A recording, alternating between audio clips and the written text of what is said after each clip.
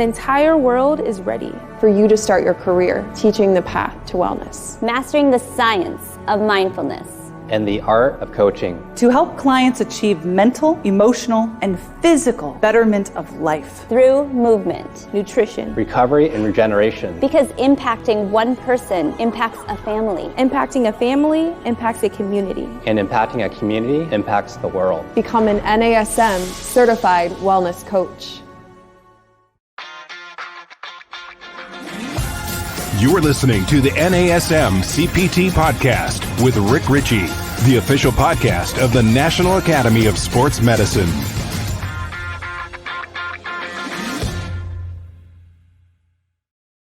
Hey, y'all, and welcome to the NASM-CPT Podcast. My name is Rick Richey, and we are going to start a new series. We're going to keep them coming. This series is going to be focusing on functional anatomy and on human movement science. So I think that we're going to start off with a joint action review. Now, I was going to start off talking about the gluteus maximus, as I knew it would be an excellent starting point and a topic of interest. However, we do have a glute development course that's going to be coming out soon, so I'll align the glute episode with the glute development content that NASM will be putting out soon. And we also have a podcast coming out with our friend Andre Adams, who is an Olympian, a bodybuilding Olympian, and Dr. Sunny Andrews. So when that comes out, it'll closely align. They're going to be talking about glute and glute development as bodybuilders and Dr. Sunny Andrews as a researcher. So that'll be coming out soon, but instead we're going to be talking about joint action reviews. So for those of you that are functional anatomy nerds, you may listen to this and be like, I'm not ready. Like I know joint actions, I know what they are, but I'm going to say you may want to wait around till the end of the episode to learn some interesting nuggets that don't fall into the three cardinal planes: sagittal, frontal, and transverse. And for those of you who find this information difficult, you may want to make sure you listen to the first part of it when it comes to the sagittal, frontal, and transverse plane. But as we get into some of the other planes of motion, you can dip out. You can dip out if you're like, this is overwhelming, it's too much. Don't worry about it. And I also want to say this: none of this information is designed for the purpose of helping you with the NASM test, though I think it will. It's not the purpose. In fact, none of the NASM-CPT podcast is designed to help you pass a test. It is to help provide you information to help you become a better, more educated, more intuitive trainer, and then include business processes that go on with that help you in your training business. We do, however, have some episodes, and they specifically say these episodes are for like a study guide, which include 14 episodes that we did in the summer of 2021 on the NASM-CPT 7. So those are specific for helping you study for exam. These are just supplemental information to help you as a personal trainer understand better movement. So we're going to get into learning a little bit more about movement. This is going to take place, our first kind of focus is going to be the sagittal plane. So there are three planes of motion: sagittal, frontal, and transverse. The sagittal plane, it's like walking, moving forward and backwards, up and down. So keeping your feet straight ahead and, doing a lunge, walking, those things are in the sagittal plane. So each plane of motion has joint actions that are associated specifically with that plane. And so two of the big ones that you've heard of are flexion and extension. Flexion and extension are owned by the sagittal plane. So we've got flexion and extension. There are a few other ones, but let's go into it. Flexion and extension. Flexion is the decrease in angle between two or more bones around a joint. So the easy one to do here is elbow flexion. So take your arm, your elbow, have it completely straight. And then as you bend that, right in front of me, as you bend it, you're decreasing the angle between the two bones around this joint. Now, all the movement takes place from the anatomical position. So that's where you're standing upright, feet straight ahead. The arms are next to you with your palms facing forward. Anatomical position isn't like normal how you're supposed to stand position, because you don't stand with your palms facing forward. But anatomical position is that position. So your movement must take place from that position. So flexion and extension, bending at the elbow, flexion, decreasing the angle between two bones at a joint, and then extension, the increase of angle between two bones around its joint, its axis of rotation. Those take place in the sagittal plane. Hip flexion, hip extension, knee flexion, knee extension, shoulder flexion, shoulder extension, spinal flexion, spinal extension, sagittal plane. All of those are in the sagittal plane. And then there are a couple more. We have dorsiflexion and plantar flexion. These are two other joint actions take place in the sagittal plane. But why isn't one of them called extension? It's a good question, and the truth of the matter is it can be. So if somebody said, I want you to go into ankle extension, then I know when they say ankle extension that they're talking about plantar flexion. Plantar flexion is when you point your foot. Plantar flexion is the decrease in angle between the plantar portion of the foot, which is the bottom of the foot, and the posterior shin. It's pointing the foot from the ankle. That's plantar flexion. If you hear these words, triple extension, we hear that for when it comes to running. So running coaches, jumping coaches, they might use the word triple extension, where that is hip extension, knee extension, and plantar flexion. Plantar flexion is ankle extension. So we know that. That's part of our vocabulary, adding in triple extension, but it's just not, it's not what we call it. It's called plantar flexion. But if you said ankle extension, I'd be like, I know what you mean. I know what you mean. And then there's dorsiflexion. It's the opposite of that. Dorsiflexion, dorsum of the foot is the top of the foot. Think about the dorsal fin.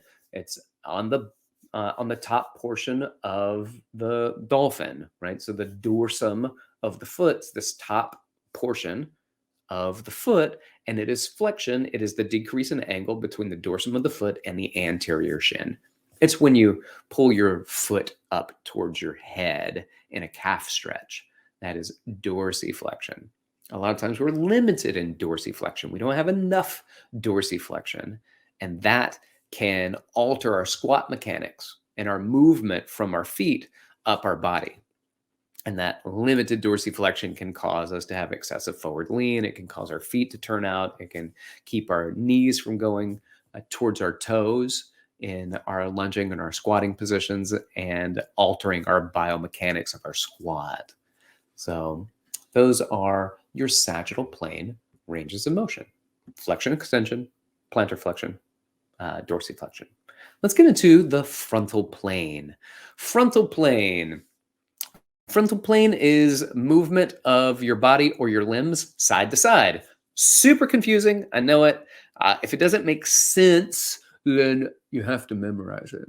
So if it doesn't make sense, you have to memorize it. But frontal plane is when things move side to side, because the plane is the direction that you're moving. So if you have a plane that's in front of you, then you can't walk forward through it. You have to go along with it. So it's movement from side to side. Think jumping jacks. Think jumping jacks is the ultimate frontal plane exercise. So what are the joint actions? Joint actions are going to be abduction, which is movement away from the midline, and adduction.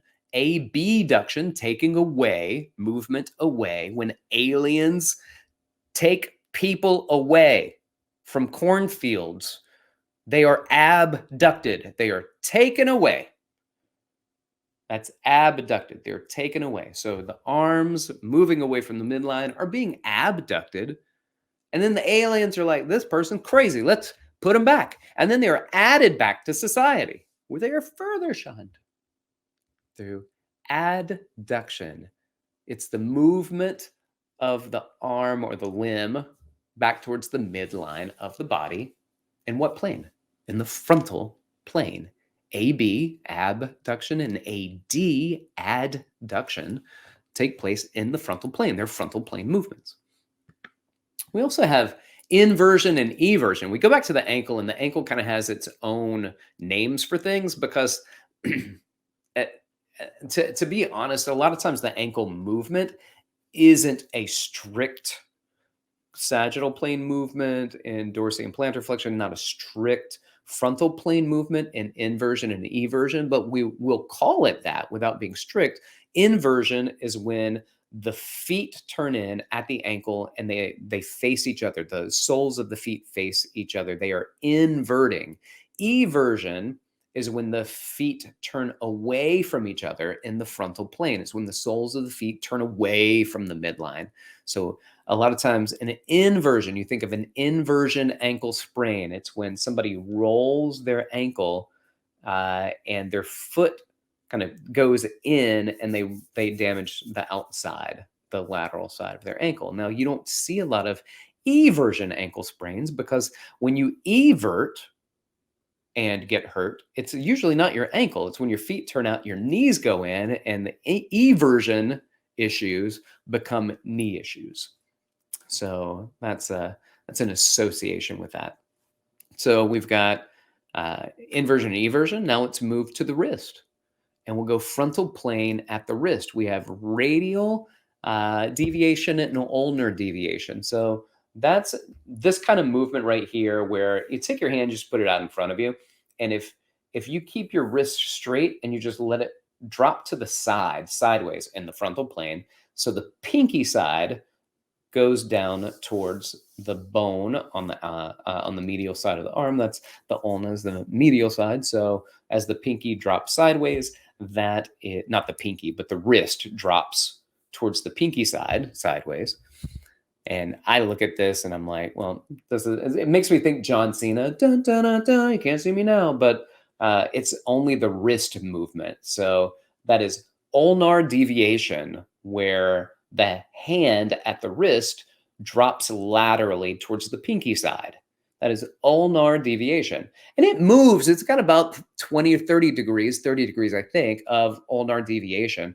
But radial deviation, if you drop your wrist from neutral to the thumb side, it's only about 15 degrees. So there's not a lot of movement in radial deviation, but that occurs where the hand shifts towards the lateral side and towards the radius bone in the frontal plane. And the last one I have is lateral flexion. Lateral flexion occurs at the spine, and it's when the spine side bends. You do side bend, that is lateral flexion. So side bending is lateral flexion. So when it comes to the frontal plane, we've got abduction and adduction. We got inversion and eversion, radial deviation and ulnar deviation, and lateral flexion. Cool. So we have caught up now 3 planes of motion. Let's get to the third plane of motion here, and that's going to be the transverse plane. So the transverse plane uses the words AB and AD, but you have to qualify them when you say it. If you only say adduction or abduction, the assumption is we're talking about the frontal plane. You have to say the words horizontal or transverse adduction, or horizontal or transverse abduction, because the horizontal plane and the transverse plane are the same thing. So you have to say the plane's name in front of the joint action if you say adduction and it's not frontal plane. So you have to say horizontal adduction. And that's movement towards the anterior midline in the transverse plane. So it moves in the transverse plane, it moves horizontally. And think about like a bench press. Stop. Let's think about a fly, like a pec fly. Pec flies, yes, that I can see it as horizontal adduction as I fly and I bring the dumbbells, my hands closer together in the transverse plane. And then when I lower that back down, I am decelerating horizontal abduction. Or if I do a rear delt fly, I'm concentrically going into horizontal abduction. So I'm pulling away from the anterior midline in the transverse plane or the horizontal plane. Or I'm bringing my hands together towards the anterior midline in the transverse plane. So horizontal AD coming towards the anterior midline, horizontal AB moving away from the horizontal midline in the horizontal or transverse plane. We also have rotations. So all rotations are going to take place in the transverse horizontal plane. So internal or medial rotation, where you think about holding onto a cable or something like that, and you bring your rotation, you bring your hand in towards your body. That is internal rotation. When you pull away and you move your hand away from the midline of your body, that's lateral rotation or external rotation.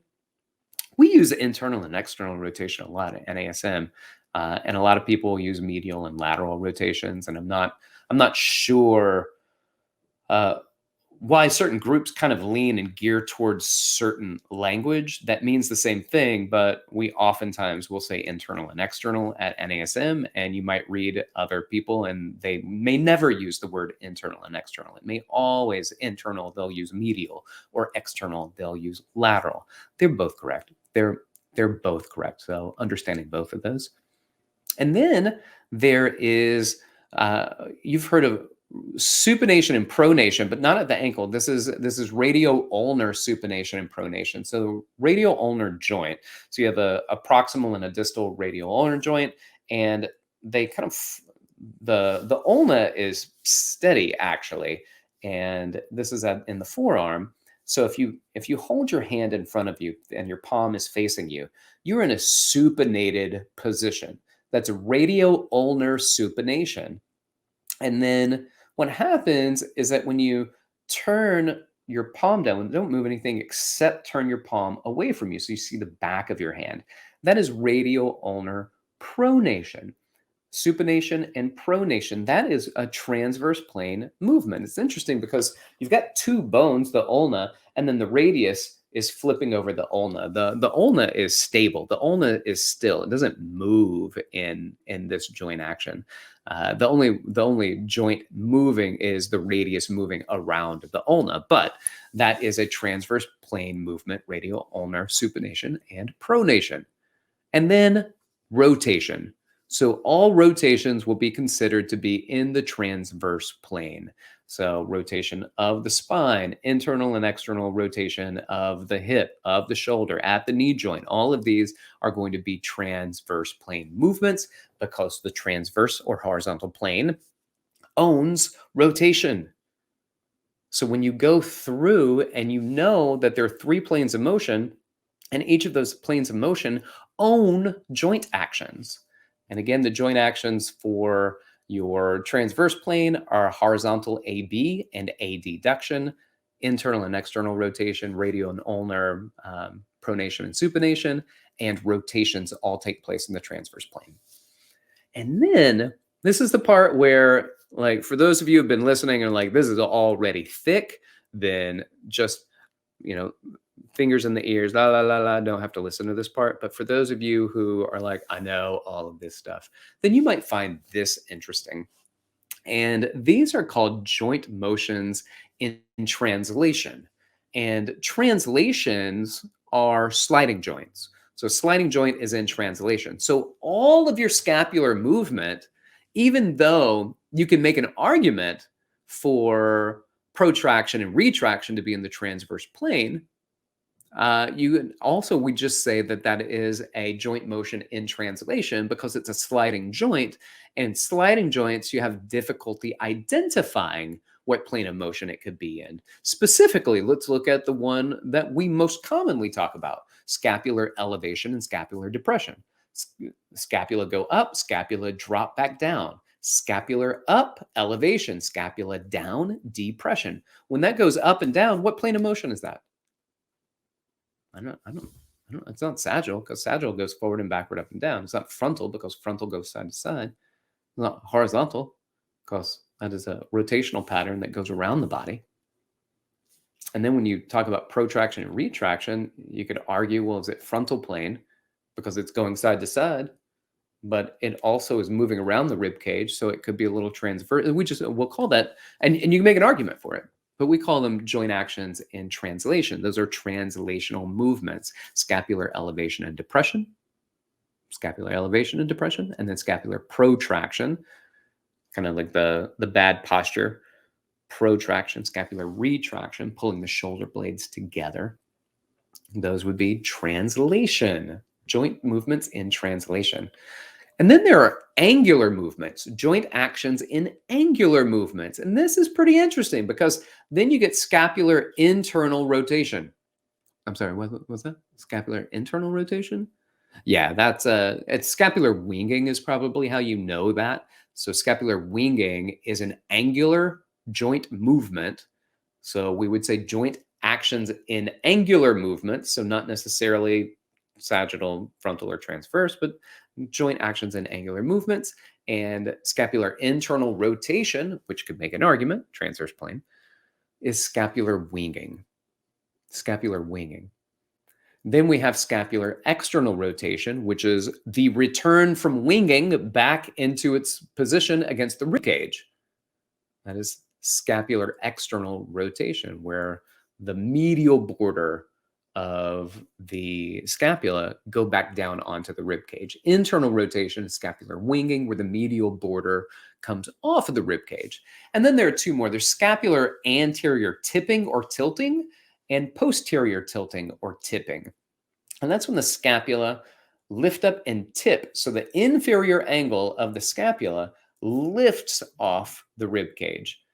And then as it lowers back down, that would be posterior tipping. So an anterior tipping, that happens a lot of times. People in this protracted, elevated scapular position, and then they start to tip off the back of the bottom angle of the scapula starts to leave the scapula. It starts to tilt forward or tip forward.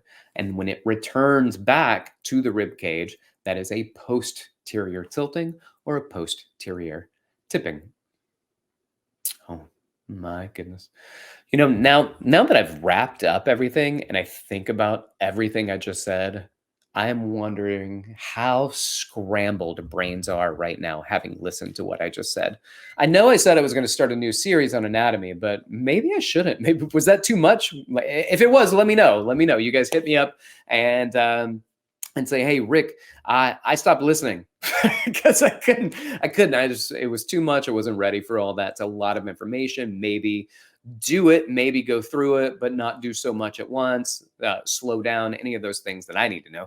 So go ahead and reach out to me. You can do so via DM on Instagram, where I'm most active, at dr.rickrichy, R-I-C-H-E-Y, or you can email me, rick.richey@nasm.org. And if you have anything in particular you want to hear about, you let me know. Thank you so much for listening. Like, share, subscribe, let other people in the fitness profession know that you listen to this, and let them know any episodes you think they should listen to. Thank you so much. I'm Rick Richey. This has been the NASM-CPT Podcast.